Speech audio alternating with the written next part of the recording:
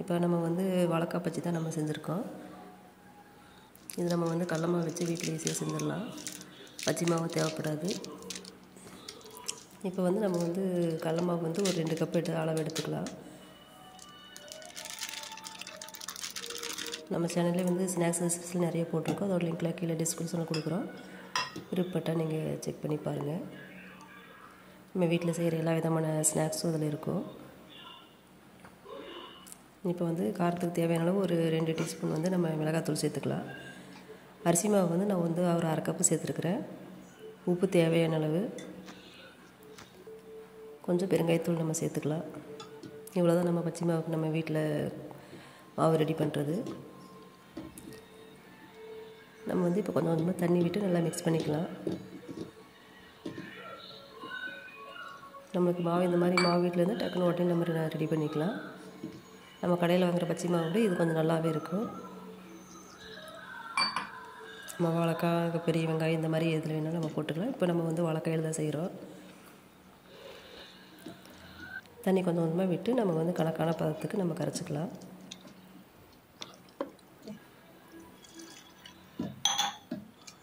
நம்ம சேனல் நீங்கள் சப்ஸ்கிரைப் பண்ணாமல் இருந்தால் பண்ணிக்கோங்க.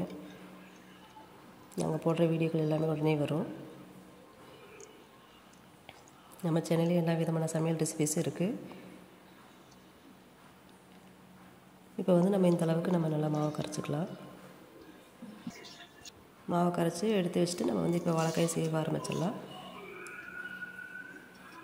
நம்ம வந்து மேல் தோல் சீவிட்டு நம்ம சீவிக்கலாம். நீங்கள் வந்து காய் சீவுறது இருந்தால் நீங்கள் அதில் சீவிக்கிங்க. இல்லைன்னா நீங்கள் வந்து இந்த மாதிரி கட் பண்ணி சின்ன சின்னதாக சீவிக்கலாம்.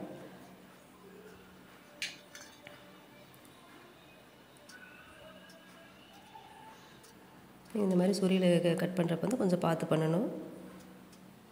இல்லை அப்படின்னா நீங்கள் காய் பஜ்ஜிக்கு சீவுறதுல வந்து நீங்கள் சீவிக்கலாம். நம்ம வந்து ரொம்ப தின்னாகவும் இல்லாமல் ரொம்ப மொத்தமாக இல்லாமல் இந்த அளவுக்கு நம்ம சீவினோம்னா கொஞ்சம் நல்லாயிருக்கும் பஜ்ஜி. இந்த மாதிரி நம்ம எல்லா காயுமே நம்ம பாதி அளவு சீவி வச்சுட்டு நம்ம வந்து அடுத்தது பஜ்ஜி போட ஆரம்பிச்சிடலாம். நம்ம பஜ்ஜி போடுறது வந்து ரொம்ப ஈஸி. நம்ம இந்த மாதிரி மாவு மட்டும் வீட்டில் இருந்து டக்குன்னு உடனே நம்ம ரெடி பண்ணி செஞ்சிடலாம். இப்போ வந்து நம்ம வந்து கொஞ்சமாக எண்ணெய் விட்டுட்டு நம்ம வந்து நல்லா எண்ணெய் சூடேறட்டும்.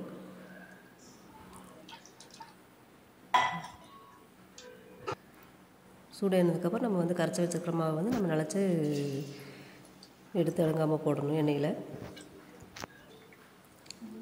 மாவு ஒரு 10 நிமிஷமாவது நம்மளுக்கு ஊறிச்சினா தான் கொஞ்சம் நல்லாயிருக்கும், சாஃப்டாக இருக்கும். அதனால் நம்ம ஃபஸ்ட்டு மாவை கரைச்சி வச்சுட்டு அப்புறம் காய் வந்து நம்ம சீவினோம்னா சரியாக இருக்கும். இப்போ இது நீங்கள் இதுக்கு வந்து சைடிஷ் தேவைப்படாது. விருப்பப்பட்டால் நீங்கள் கெச்சப்பு இதில் சர்க்கரை தொட்டு சாப்பிட்டா கூட நல்லாயிருக்கும்.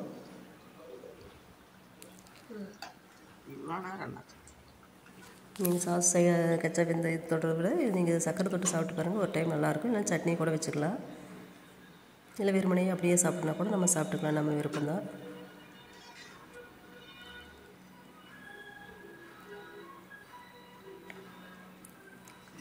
நம்ம சேனலில் எல்லா விதமான ஸ்நாக்ஸ் ரெசிபிஸ் இருக்குது வீட்டில் செய்கிறது. எல்லாமே லிங்க் கொடுக்குறோம். நீங்கள் விருப்பப்பட்டால் நீங்கள் செக் பண்ணி பாருங்கள். நம்ம வீட்டிலேயே இருக்கிற பொருட்களை வச்சு சிம்பிளாக ஈஸியாக செஞ்சிடலாம். அந்த மாதிரி ரெசிபிஸ் தான் நம்ம சேனலில் போட்டிருக்கோம். நீங்களும் இந்த மாதிரி ட்ரை பண்ணி பாருங்கள்.